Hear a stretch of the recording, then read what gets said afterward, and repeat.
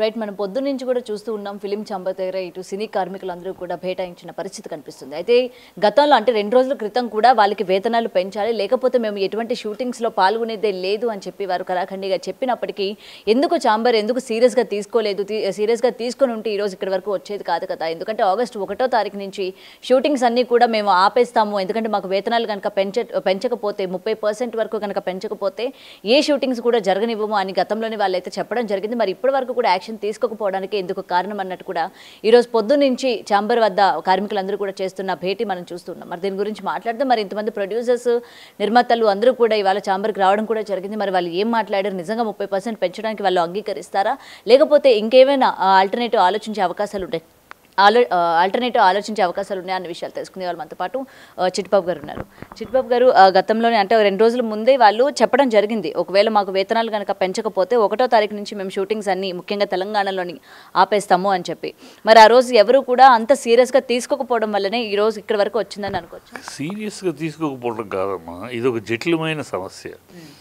ఇద్దరు పక్కన న్యాయం ఉంది, ఇద్దరు పక్కన ప్రాబ్లం ఉంది. ఇప్పుడు కార్మికులు అడగటంలో న్యాయం ఉంది. కార్మికులు 30% అడుగుతున్నారు. 30% అడగటంలో అందరికీ పెంచుతున్నారు.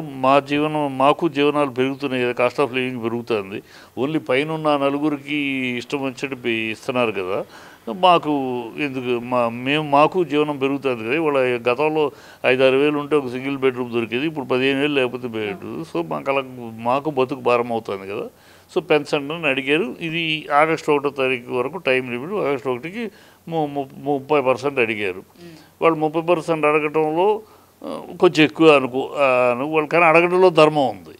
మేము లేకపోతే సినిమా కాదు కదా. ఒక హీరోయిన్, డైరెక్టర్, ప్రొడ్యూసరు డబ్బు పెట్టి కూర్చుంటే అవ్వదు కదా సినిమా.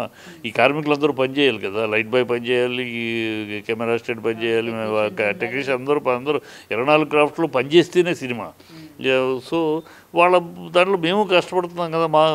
మమ్మల్ని వదిలేసి స్పాట్ పేమెంటు ఆర్టిస్టులకి ఇస్తున్నారు. స్పాట్ పేమెంటు చిన్న ఆర్టిస్ట్, పెద్ద ఆర్టిస్ట్ అంతా డైలీ పేమెంటే. మాకేమో లేదు. మాకేమో 2 రోజుల తర్వాత అక్కడ పంపిస్తా. ఎందుకు అది? ఆ వివక్ష ఏంటి?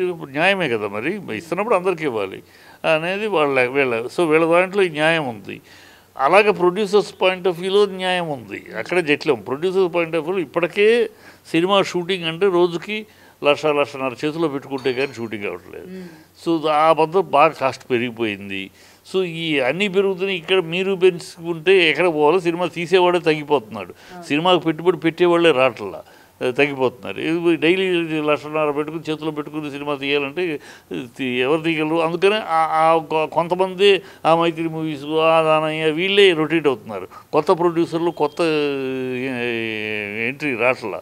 ఎందుకు రావట్లేదంటే ఈ విధానం ఎప్పటికప్పుడు రోజుకి ₹1,00,000 చేతిలో పెట్టుకుని 1,00,000-1,50,000 చేతిలో పెట్టుకుని షూటింగ్ చేయటం అంటే అందరూ అయ్యే పని కాదు కదా. సో వాళ్ళ పైన అది ఇప్పటికే పెరుగుతుంది కనుక ఇంకా మనం ఇప్పుడు పెంచుకుంటూ పోతే ఎక్కడికి పోతాం, సినిమాలు ఇప్పటికే తగ్గిపోతున్నాయి, ఇంకా తీసేవాళ్ళు అనేది వాళ్ళ పాయింట్ ఆఫ్ వ్యూ. సో ఇద్దరు పాయింట్లో న్యాయం ఉంది. ఇద్దరు పాయింట్లోనూ సమన్వయం కావాలన్నా. ఇప్పుడు వీళ్ళు 30% అని ముండిగా కాకుండా, ఓకే మనకు పెరిగింది, మనకు కావాలి, ఏదో అటో ఇటో మరి 5% అనేది దారుణం కదా. 30 ఎక్కడ, 5 ఎక్కడ? అందులో కమిట్ అయ్యి ఎన్నేళ్ళు అయింది సార్ మామూలుగా సినీ కార్మికులకి? 3 ఏళ్ళకి పెంచుతూ ఉంటారు. అది అగ్రిమెంట్ ప్రకారం పెంచాలి సార్. నా ఇప్పుడు ప్రొడ్యూసర్స్ అయినా సరే, ఈ ఛాంబర్లో అయినా 30% కాదులే కానీ 15-20% అలా పెంచుతూ అన్నీ ఒక సమన్వయంగా మాట్లాడితే పోతుంది. టెక్నికల్గా మాట్లాడకూడదు. టెక్నికల్గా మేము దానికన్నా ఇచ్చాము, ఎక్కువ ఇస్తున్నాము, ట్రేడ్ యూనియన్ రూల్స్ కన్నా ఎక్కువ ఇస్తున్నాము, ట్రేడ్ యూనియన్ దీనికన్నా ఎక్కువ ఇస్తున్నాం అంటంలో అర్థం లేదు. ఎందుకంటే ట్రేడ్ యూనియన్ రూల్స్ ప్రకారం అయితే వాళ్ళ సినిమా చేయలేము. కూడా సినిమా ఇండస్ట్రీ అని పేరే కానీ ఇక్కడ ఇండస్ట్రీ కాదు, ఇది ఫ్రీలాన్స్ ఇండస్ట్రీ అని పెడితే అసలు సినిమాలు చేయలేము. ఆ రూల్స్, రెగ్యులేషన్స్, స్ట్రైక్ అన్నీ అప్లై అవుతాయి, అది చేయలేము. కనుక టెక్నికల్ పాయింట్స్ మేము స్కిల్డ్ వర్కర్సు, ఎవరు స్కిల్డ్ వర్కర్ కాదు? లైట్ మ్యాన్ స్కిల్డ్ వర్కర్ కాదా? కాస్ట్యూమ్ స్కిల్డ్ వర్కర్ కాదా? కాస్ట్యూమ్ అసిస్టెంట్ స్కిల్డ్ వర్కర్ కాదా? ఎవడు పనులు వాడు స్కిల్. వాడు కాస్ట్యూమ్ వాడు కరెక్ట్గా టయానికి ఇస్త్రీ చేయటం, వాడు ఇస్త్రీ చేసి షార్ట్కి పెట్టడం, రెడీ పెట్టడం వాడు స్కిల్.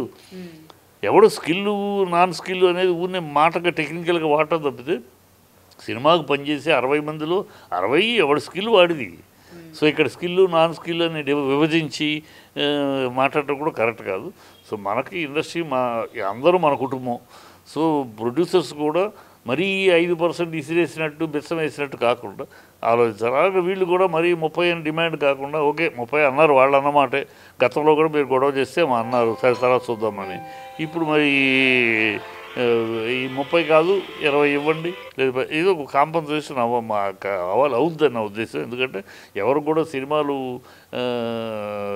షూటింగ్లు ఆపేయాలని కొరటి అడ్వాంటేజ్ ఏంటంటే ఎందుకు ప్రొడ్యూసర్స్ సైడ్ కూడా ఇప్పుడు రూల్ ప్రకారం నేషనల్ ఫిల్మ్ డెవలప్మెంట్ కార్పొరేషన్ ప్రకారం ఫిల్మ్ డెవలప్మెంట్ దీని ప్రకారం యూనియన్స్ ప్రకారం ఇక్కడ వాళ్ళే చెయ్యాలని లేదు, ఎవడో ఎక్కడైనా చేసుకోవచ్చు. ఇప్పుడు ప్రొడ్యూసర్స్ ఇక్కడ చేయమంటే అటు పోయి చేసుకుంటారు. ఇప్పుడు ఒకవేళ ఇక్కడ టెక్నీషియన్ ఇప్పుడు ఉన్న కార్మికులు కనుక రాకపోతే మేము వేరే దేశం చేసుకుంటామంటున్నారు. ఆ వెసులుబాటు ఉంది. అందుకని మొండిగా వీళ్ళు మాట్లాడతారు. అక్కడికి వెళ్ళి బయట నుంచి కనుక తెచ్చుకుంటే ఇక్కడ ఉన్న వాళ్ళకి మళ్ళీ కూడా అదే అది తప్పు కడుపు మీద కొట్టేట్టు కదా. కడుపు కొట్టే పద్ధతిలో వీళ్ళు మాట్లాడకూడదు. కార్మికులు వాళ్ళు కష్టపడతారు, అడిగారు. అడగటం తప్పేది. వాళ్ళకి అందరికీ పెరుగుతున్న జీవితం అంతా పెరుగుతుంది, జీవిత భారమే పెరుగుతుంది ప్రతి ఒక్కళ్ళకి. దాంట్లో వాళ్ళు అడిగారు. అదని ఎట్లా చేద్దాం ఏం చేద్దామని ఆలోచించాలి తప్పితే ఇవ్వము మేము బయట వాళ్ళతో తీసుకుంటూ ఎన్నాళ్ళు తీస్తారు బయట వాళ్ళతోటి. బయట ఇండస్ట్రీ నుంచే ఇక్కడికి వచ్చాం మనం. ఎన్నాళ్ళు బయట వాళ్ళతో తీస్తారు. సో బయట వాళ్ళతో తీస్తామనే మాట కరెక్ట్ కాదు కదా. అది ఆ పద్ధతి కరెక్ట్ కాదు. సో డెఫినెట్గా సమన్వయం కావాలి. ఇద్దరూ తగ్గాలి, వీళ్ళు తగ్గాలి. వీళ్ళు ఇద్దరు మొండిగా కూర్చుంటే జట్లేమవుద్ది. అనవసరంగా గొడవలు అల్లర్లు. ఇప్పుడు వాళ్ళు ఎవరినో వచ్చి షూటింగ్ చేస్తారంటే కొడతారు, అల్లరి చేస్తారు. కార్మికులు ఆవేశం ఎక్కువ ఉంటుంది కదా. వాళ్ళు కష్టపడి చెమటోడ్చి పని చేస్తారు. వాళ్ళు మీరెంత పద్ధతిలో ఉండకూడదు కదా. మీరెంత మీ పని ఏంటి ఈ మాటలు మాట్లాడకూడదు. అది ప్రొడ్యూసర్స్లోనూ సమన్వయం కావాలి, యూనియన్లోనూ కావాలి. ఇప్పుడు ఆరంభం జరుగుతులే 4-5 రోజులు ఏ అసోసియేషన్ మీటింగ్ పెట్టి మా లాంటి వాళ్ళు ఒపీనియన్లు మేము చెప్పి ఇలా ఉండాలి అలా అన్నీ వచ్చినాక ఒక కథ ఆరంభం ఆవేశం ఉంటుంది కదా. బట్ ఇప్పుడు ఆల్రెడీ మొత్తం ప్రొడ్యూసర్స్ అందరూ కూడా మీటింగ్ పెట్టుకోవడం జరిగింది కదా. ఎంతవరకు ఇచ్చే అవకాశాలు ఉన్నాయని అంచనా వేస్తుంది? ఉంటుందా నా ఉద్దేశం 50-50 అమ్మా. 50-50. ఎందుకంటే మొండిగా వీళ్ళు ఉండలేరు. ఎన్నాళ్ళు చేయగలం బయట వాళ్ళతోటి. ఎన్నాళ్ళు ఒక సినిమా చేస్తారు, 2 సినిమాలు వచ్చేసి బయట వాళ్ళతో పర్మనెంట్గా చేయలేం కదా. అది ఇక్కడ వాళ్ళు కడుపు కొట్టి వాళ్ళని తింటే మనకి మనిషికి మానవత్వం అనిపించదు కదా.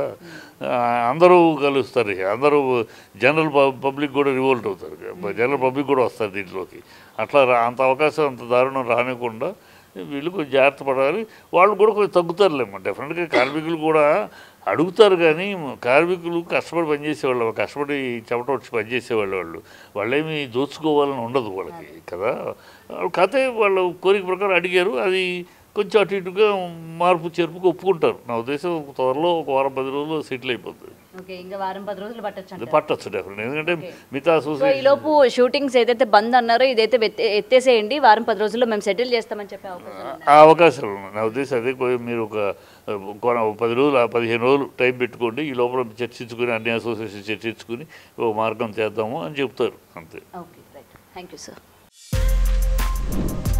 For more videos like this, subscribe Big TV channel.